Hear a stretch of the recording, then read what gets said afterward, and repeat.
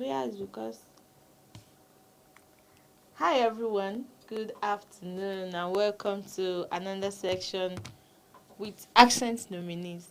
So this afternoon, basically, I will be talking about some of the questions or one question that we've had to engage business owners on, and that question is what next after business registration.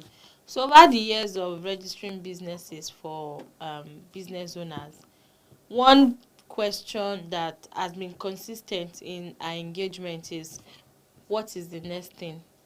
And you agree with me that registering your business is not just all that you need to do, it's not all that has to be done before you can carry on your business in compliance with different provisions of the law, because the business you are into or the business of your business, let me put it that way, like the business you are trading in sometimes determines or is what is going to determine your compliance obligation.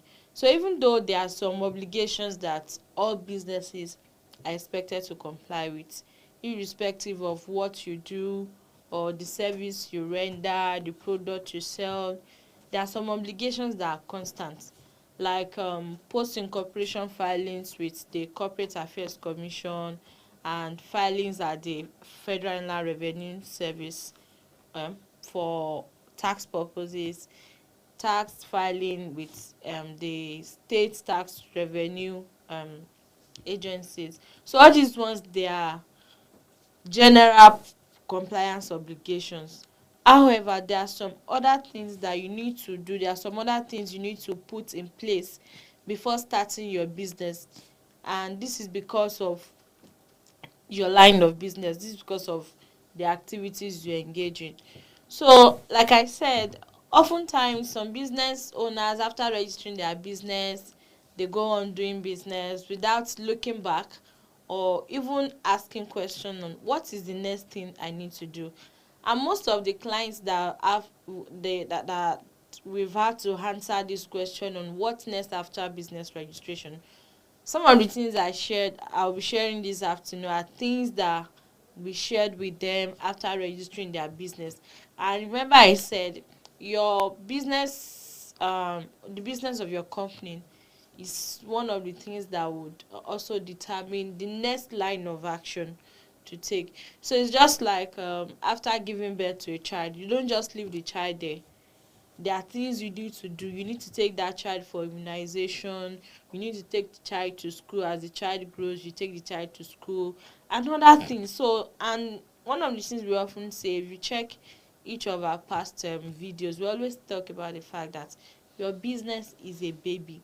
So if you see your business as a baby, you know that after giving birth to that business, you don't just leave the business like that.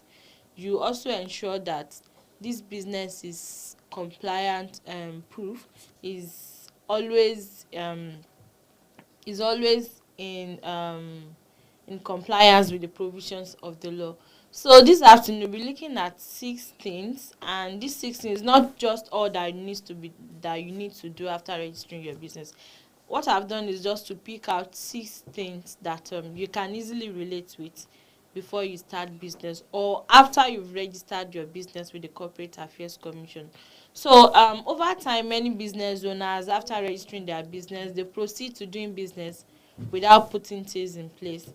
And I believe that at the end of this section, if you are about to start a business, or even if you've commenced business and you've not done some of these things, one thing you should do is to ensure that you fine tune your business, or you take necessary steps to bring yourself into compliance with some of the things that we'll be talking about this afternoon, particularly the ones that pertain to your business. So why some business owners have been able to come up with a brand name, some have been able to come up with product, some have even gone into manufacturing and all of that, but they've done all of this without looking at the various agencies, or they've done all of these activities without even putting their mind or averting their mind to the fact that is there any regulatory agency that governs this business, or is there any obligation before you even start selling your things out there? Are there things you need to do before you launch that business? And some business owners, after registering their business, the next thing is they set up the office space, and some will even do business launch. They invite family and friends. There's a party to celebrate, just like you celebrate the birth of the baby. But besides all of these celebrations, if you are doing all of this without following the laid down routes, then you are not doing a good job as a business owner, and someone who is managing that business, you are not managing that business well. So the 6 things we'll be talking about this afternoon, I'll be starting with tax registration. So after registering your business, with the provisions of the tax laws now, and even the laws that has been in place before, after you register your business, it is expected that you register with FIRS to obtain your tax identification number, and you also register with the state tax authorities for personal income tax remittance. But the FRS has made it a little easy for business owners, especially people who operate a limited company. So why I said they've made it easy is based on the fact that after your company is registered, when you get your company registration certificate, your CSC certificate, you always see below the certificate, just at the like the footnote, like a footnote, the towards the end of the document, you see a place by your, I think it's always to the left hand side of that your company certificate. You see your tax identification number. So this is for businesses that were registered from last year. So if your business was registered sometimes in 2019 or even early 2020, I think, you may not see tax identification number. For businesses that were registered from last year till date, for limited companies. So if your business is registered as a business name, or as what you register is a non-profit organization, NGO, a church, and entities like that, you won't see a tax identification number on your certificate. But for limited company, you will see a tax identification number on your certificate. So maybe the FRS can also make things easy for business owners to, business name owners too, so that they can have their tax identification number with their tax identification number come alongside their certificate. But I think the reason why it is only limited to companies is because companies at the time of incorporation, they paid stamp duties. Why business name, NGOs and all that, they don't pay stamp duty. So it is at the time of paying that stamp duty, that's when FIRS comes in to generate tax identification numbers. So I think that's the basis why it is just limited to corporate entities. So that's just an aside. That's not what we're discussing this afternoon. Okay, so after registering for tax identification number, or registering with your state tax authorities and other things, what is the next thing that you need to also do? Is there any other agency you also need to register with? And this will take me to SCUMO. And some of us might have heard that word SCUMO, and what it just means is Special Control Unit on Money Laundering. So it's an arm of the EFCC, Economic and Financial Crimes Commission. So the essence of SCUMO is to protect business owners. And you understand that sometimes when people come to you to patronize your business, it is not at all time, or these are people that you don't even know, so you can't ask them, oh, what's the source of your money, what's the source of income and all of that, how are you getting fund to transact with me. Just imagine a business owner, or as a customer, you want to patronize someone, and when you tell the person, I want to purchase this car, and the person is saying, oh, what's the source of your money, you move on to the next vendor. So to save business owners from having to ask all of these questions, and also to also protect you from being tagged as an accomplice to money laundering activities or fraudulent transactions and the like, the special control unit on money and laundering, it now gives you an opportunity to complain or to report financial crimes, or suspected transactions. So this is to say that when someone is transacting with you and you reasonably believe that, oh, this transaction looks suspicious, or the volume of the transaction has gone beyond the threshold, because there's a threshold. So if it's an individual, there is a cap to the amount of transaction an individual can engage in with you. And if it's also a corporate body too, there's also a threshold too. So if you see that, oh, this person transacting with me, this company transacting with me, their transactions has gone above this threshold that has been laid down by school, then you have an obligation to report to school on that transaction. And when you do that, you've just exonerated yourself, you've excused yourself from further liabilities. So at the time when school is trying, EFCC is trying to investigate and all of that, you know that you've done what is expected of you. So this is why you need to have a school certificate. So what other thing again do you need to do? So the next thing I'll talk about is it has to do with your intellectual properties. So this particular obligation, it's not like a mandatory requirement, but then it is something that you should do, because if you don't do it, you are one at the other hand. You are the one who is going to be at the other hand, or you are the one who is going to be losing out, because when you fail to do all of these things, you open the business up to infringement, to losses, to risk, and all of that. And what am I talking about? I'm talking about intellectual property. So for every business has an IP, even though you may not have been able to identify it. So every business has an IP.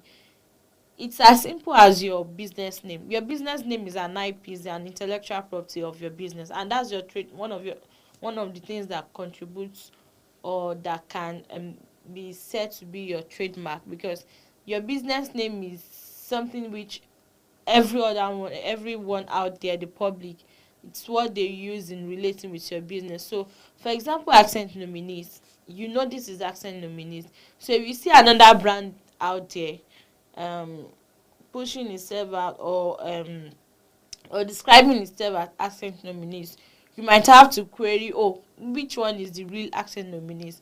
Or for our sister companies, accent royalty, law accent, accent debt recovery, accent litigation, and all of that. So if you see entities like that, it kind of poses a challenge for you to identify, oh, which of these entities am I dealing with, or which one is the real accent nominees. So where you have registered all these marks, your trademarks, your logos, your slogans, formulas, and all of that, if it's trademarked, you've registered it with the trademark patent and designs registry, you've done that, then you can challenge anyone who is infringing on your trademark.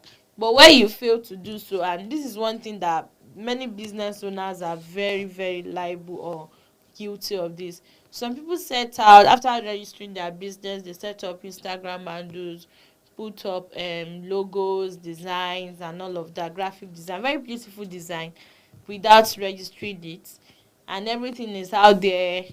And let's say in some couple of months, you see someone else passing off on that particular mark, and you want to challenge the person for using that mark. But if your mark has not been registered before that time, you will not be able to, especially if the other person has gone ahead to have the mark registered, or the design or patent. So when you come up with inventions in your business, or when you come up with industrial designs, so it is expected that you register these designs with the appropriate registrar, and that is the trademark, patent, and designs registry. So this is why I said it is not an obligation, so to speak. So because if you don't do this, you are the one losing out when someone else infringes on your mark or your inventions and the like. The person is getting good money, making good money from the use of this mark, but there is a limit to which the law can protect you. So the next thing that we'll talk about is that registration. So if you know that your business is such that requires you to manufacture things like food, drugs, medical devices, cosmetics, vaccines, chemicals, everything that is governed by the National Agency for Food, Drugs Administration and Control, that's NAFDAC.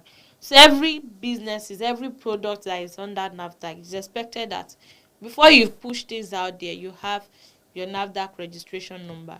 So where you start producing things, you registered your business with the Corporate Affairs Commission, and you start producing things without NAFDAC number.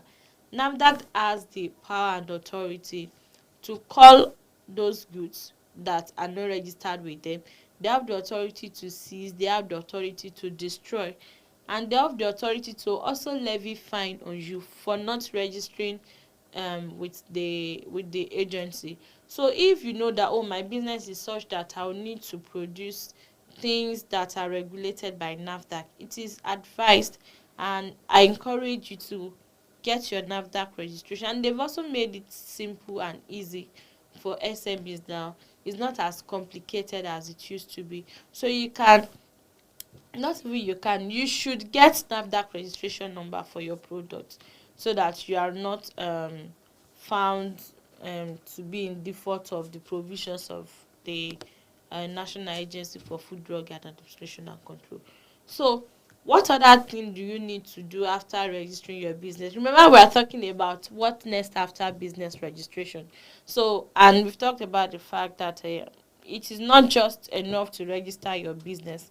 You also need to know other things that needs to be done, so that you are compliant not just with legal provisions, but you're also doing your business a great deal if you are compliant with these provisions. So the next thing is, if this other thing now, these other points I'll be talking about has to do with a kind of business. So if you incorporate a company and you stated in your memorandum of association that you want to carry on the business of money lending, it is wise for you, and it is also the provision of the law that you obtain a money lender's license, because we've seen so many cases where people borrow money and they don't want to pay back, or even where they pay back they dispute the interest rate and all of that, and it is from these interest rates that people pay on loan or money you borrow them. It is on this interest that you get the profits for advancing your money to these people to do whatsoever they needed the money for. So if you carry on the business of money lending without obtaining the necessary license, you may have issues with recovering money you've given to people as a money lender, because the law does not say that you cannot borrow people money. But if you know that this activity is something that I'm carrying on as a money lender, then it is expected that you obtain money lender's license, so that you'll be able to protect your business when someone who is greedy out there, or someone who is always out there to get loan or to get facilities from business owners with no intention to pay back, you know that you are well protected under the law, because you can easily sue for not just repayment of the loan, but you can also sue for payment of interest, default fees, and any other fees, any fees that you can charge them for not meeting up the obligations of the loan agreement. So this is why we always advise people to get a money lender's license. For example, in Lagos State, it's not something that is very, very difficult to get. You can get it within a couple of months once all your documents, everything that you need to put in place is done. For example, for money lending, you need to obtain, you need to get the fingerprints of directors verified. You need to apply to the court for money lender certificates. You need to apply to the Ministry of Home Affairs, which is the agency in Lagos State that issues this money lending license. So once all of this is done and you have your office space, because they will come for inspection. So when you have your office space, you have your roll-up banner and other things that are expected that you put into place, then you get your license without any itch. It's very simple. So what other obligation again do you need to do? What other things you need to do? So like I said, some businesses that you engage in your business will also determine the things that you need to do. So talking about school moon registration, let me go back to school moon registration. If you want to register for school moon, there are some requirements that are compulsory irrespective of the business or the type of business you engage in. For example, your company certificate, your tax identification number, your bank account, and all of this. It is needed. But where the business of the company is specifically provides that you provide some additional requirement. For example, if it's a construction company, it is expected that you provide current certificate for some of the directors or one of the directors. Or if it's a real estate company, it's expected that you provide your redance certificate and documents like that. So if it's, let's say, you are registering a consulting firm, or what you register as a consulting firm, they always require that you tender a proficiency certificate so that you can be able to effectively register for this SCUMO. So what other agency can you also register with? So we have the Securities and Exchange Commission. So if your business is into investment, let's say portfolio management and the likes, it is also expected that you also register with the Securities and Exchange Commission. And also if your business is also an arm of investments where people bring in funds into Nigeria, foreigners, it is also expected that you also register with the Nigerian Investment Promotion Commission, IPC. So this is to say that the business of your business, like what you are doing in that business, the your transactions sometimes determines some of the things that you need to do. Then most importantly, again, after registering your business, is that all that you need to do with the Corporate Affairs Commission? Because this is something that we cannot stress it enough. It's a topic that we'll keep talking about on this show, your business with accent nominees, and that is your obligation to Corporate Affairs Commission. It is expected that after you register your business with the CAC, you don't go to bed. It is expected that if there is a change in your business details, change such as if you want to change your name, some people after registering their business, they change the business name without notifying CAC, and they continue to carry on business with the new name. Some people change their registered address, some people appoint directors, some remove directors, some appoint secretaries, some remove, some even increase their share capital, allot shares to people without filing the necessary notices with the Corporate Affairs Commission. If you are doing this, it is not right, and you have to pay for default and penalties for not doing the right things. So it is advised that after registering your business, try to consult with a lawyer or someone who has a knowledge of business practice, particularly your line of business, so that they can guide you on the things that you need to do, the things you need to put in place, the registrations, other registrations that you need to do before you can effectively carry on that business. For example, if you want to transact in the freight forwarding arena, clearing and forwarding agent, want to do that business, after registering with the Corporate Affairs Commission, you don't just go on, you can't even do such transaction because it's expected that you register with the necessary agencies. You need to get your freight forward certificate. So this is why before you start business, you need to know the obligations even before registering the business. If it's something that you can do before registering the business, try to know the obligations, try to know the things you need to do, because sometimes when you understand what you need to do, you might even not carry on that business at that time, especially if it is such that you need to get some license, you need to meet some threshold and all of that, and you know you don't have the fund.